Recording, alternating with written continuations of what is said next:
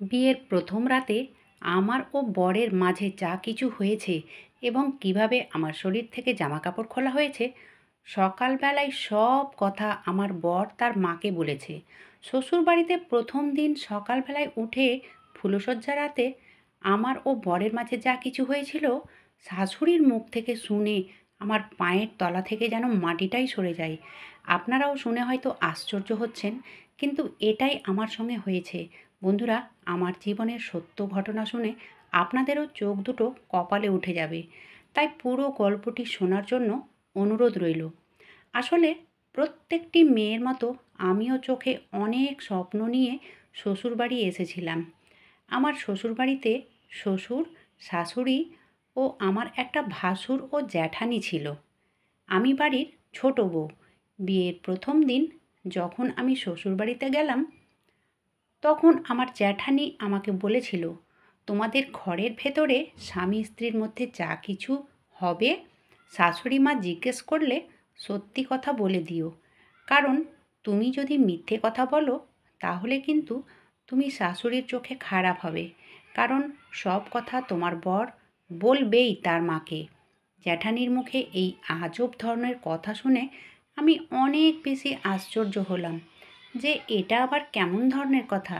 যাই হোক, আমি জ্যাঠানির কথায় অতটা গুরুত্ব দেইনি। কারণ আমার প্রথম দিন শ্বশুরবাড়িতে, আর আমি অনেক উৎসুক ছিলাম যে ফুলশয্যার রাতের জন্য। চোখে যে স্বপ্ন নিয়ে এসেছি, সেই স্বপ্নগুলো আজ আমার পূরণ হবে। আমার বরের নাম রাজু।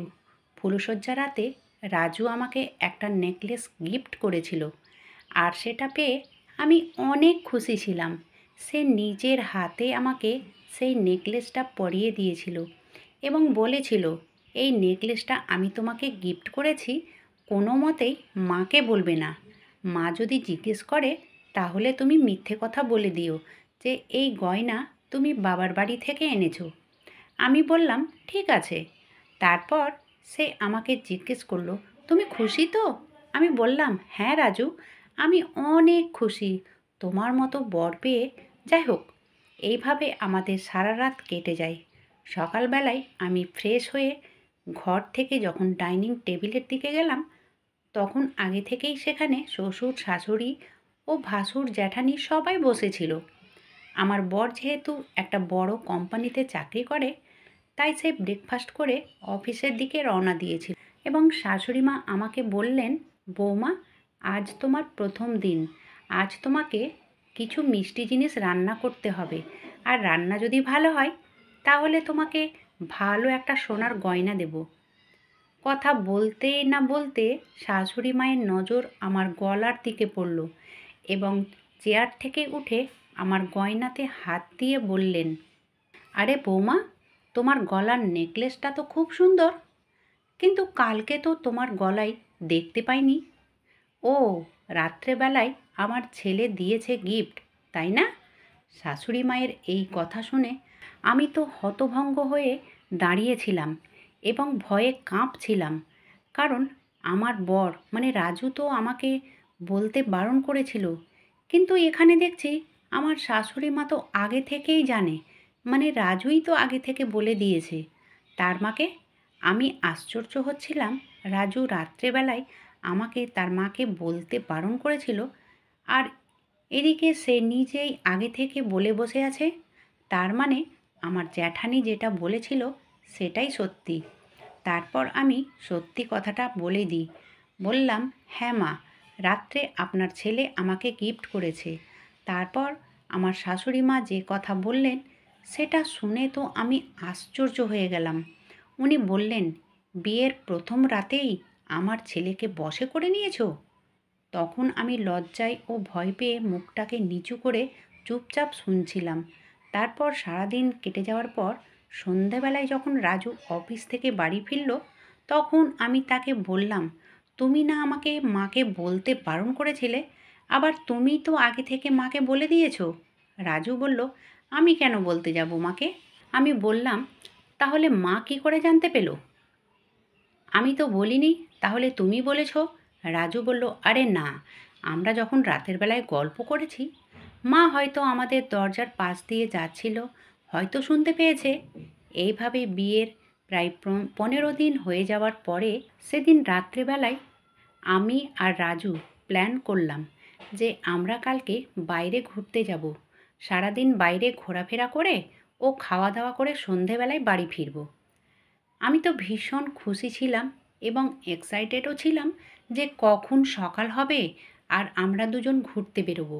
সকালবেলায় আমরা দুজন রেডি হয়ে যখন শাশুড়ি মাকে বলতে গেলাম কি আমরা দুজন বাইরে যাচ্ছি, আমাদের বলার আগেই আমার শাশুড়ি মা বলে উঠল, কি আজকে আবার বাইরে ঘোরাফেরা ও খাওয়া দাওয়া করার প্ল্যান? তখন আমি ও আমার বর দুজন দুজনের মুখ দেখাদেখি করছিলাম। মানে আমার বর ভাবছে আমি বলে দিয়েছি আগে থেকে আমার শাশুড়িকে, আর আমি ভাবছি আমার বর আগে থেকেই তার মাকে বলে দিয়েছে। আমরা বাইরে বেরোনোর সময় দেখি এক মিস্ত্রি এসে ঘরে ঢুকলো। আমি জিজ্ঞেস করলাম, মা, মিস্ত্রি কেন এসেছে? আমার শাশুড়ি তখন বলল, তোমাদের ঘরের এসি ঠিক করতে অনেক দিন ধরে বন্ধ ছিল তো তাই। যাই হোক, তারপর আমি আমার বরকে বললাম, তুমি তো আগে থেকেই বলে দিয়েছো, তুমি তো আমাকে বলতে বারণ করেছিলে যে আগে থেকে মাকে জানাতে হবে না। আমার বর বলেনি, আমিও বলিনি, তাহলে মা কী করে জানতে পারলো? তখনও আমার বর বলল, হয়তো রাতে আমরা গল্প করছিলাম, হয়তো বাইরে থেকে মা শুনতে পেয়েছে। কিন্তু সেদিন আমার মনে খটকা লেগেছিল, কিছু তো একটা গণ্ডগোল আছে। যাই হোক, আমরা বাইরে থেকে সন্ধেবেলায় বাড়ি ফিরলাম। পরের দিন সকালবেলায় সেই মিস্ত্রি আবার এসেছে। আমাকে বলল, মালকিন কোথায়? আমি মিস্ত্রিকে বললাম, কেন, আজকে আবার কী কাজ আছে? মিস্ত্রি আমাকে যা বলল সেটা শুনে তো আমি অবাক হয়ে যাই। কারণ মিস্ত্রি আমাকে বলল যে কালকে ফ্যান ঠিক করেছি, সেই ফ্যানের নাট লাগাতে ভুলে গেছি। তাই আমার বাড়ি গিয়ে মনে পড়ল আর তাড়াতাড়ি চলে এলাম নাটটা লাগানোর জন্য। আমি মনে মনে ভাবলাম, শাশুড়ি মা তো কালকে বলেছিল আমাদের এসি ঠিক করবে, কিন্তু মিস্ত্রি তো বলছে আমাদের ফ্যান ঠিক করেছে। এবার তো আমি পাক্কা কনফার্ম হয়ে গেলাম যে কিছু তো একটা গণ্ডগোল আছে, যে কারণে আমার ও বরের মাঝের সব কথা শাশুড়ি মা জানতে পারছে। যাই হোক, আমি যা বুঝতে পেরেছিলাম সেটা আর কাউকে না বলে আমি নিজেই নজর রাখতে শুরু করলাম শাশুড়ি মায়ের ওপর। আর ওইদিকে সেই একই রকম প্রত্যেক দিন রাত হতেই আমার শ্বশুরমশাই আমার শাশুড়ি মায়ের ওপরে চিৎকার চেঁচামেচি করতেন আর বলতেন, এই সব বন্ধ করো, নইলে এর পরিণাম খুব খারাপ হবে। তারপর কিছু ভাঙারও আওয়াজ পেলাম। আমার শাশুড়ি মা তখন পাগলের মতো চিৎকার করে বললেন, এ তুমি কি করলে?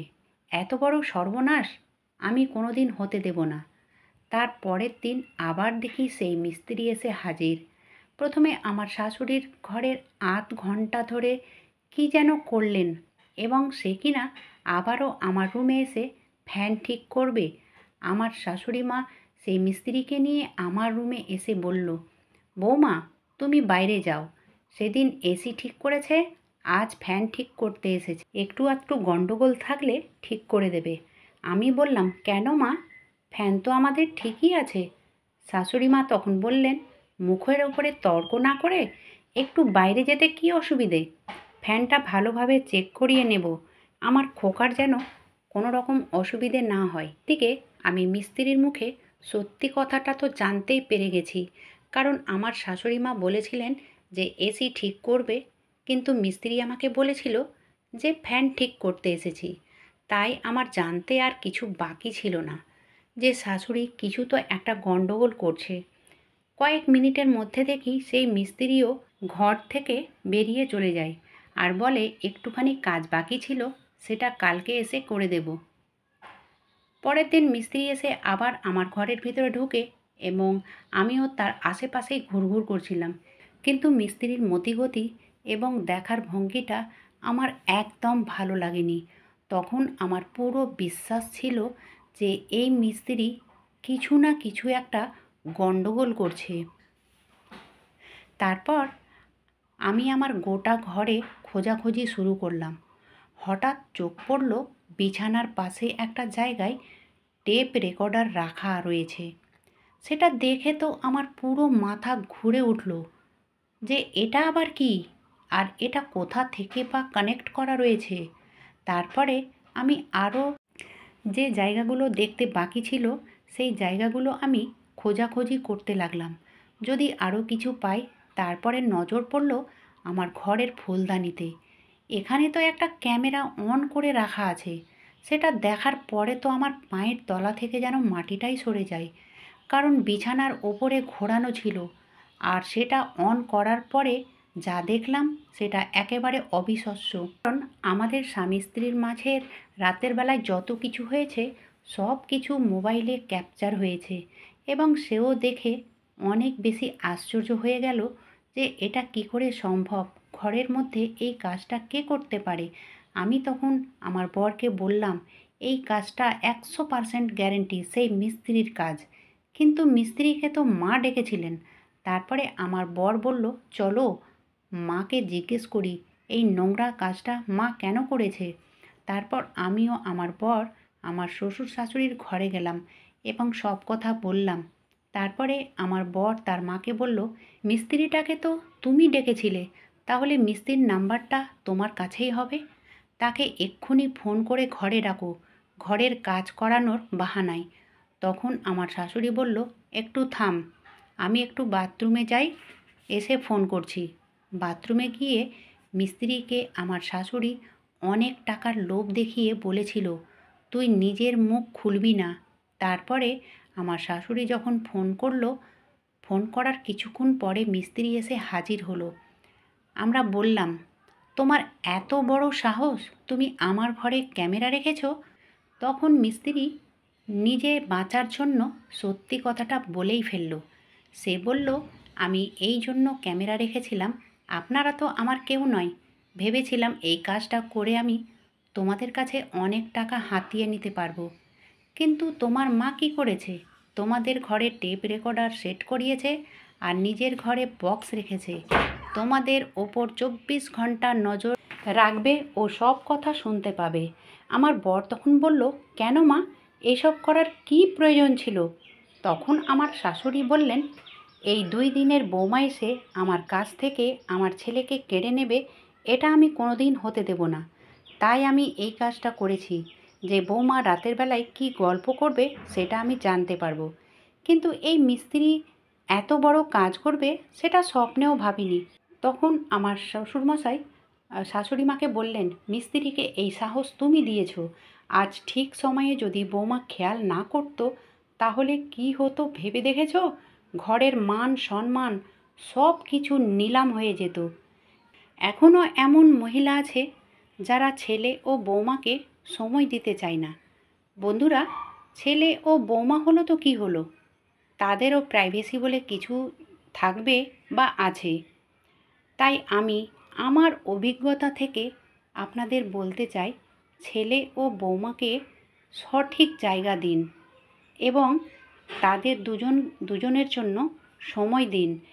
কিছুটা হলেও নিজের মতো তাদেরকেও বাঁচতে দিন। আজকের গল্পটি এখানেই শেষ করলাম। ভিডিওতে যদি কোনো ভুল ত্রুটি থাকে তাহলে আমাকে ক্ষমা করে দেবেন। আর গল্পটি যদি ভালো লাগে তাহলে অবশ্যই লাইক দিয়ে বেশি বেশি সবার মাঝে শেয়ার করে দেবেন। আপনারা সবাই ভালো থাকুন, সুস্থ থাকুন। ধন্যবাদ।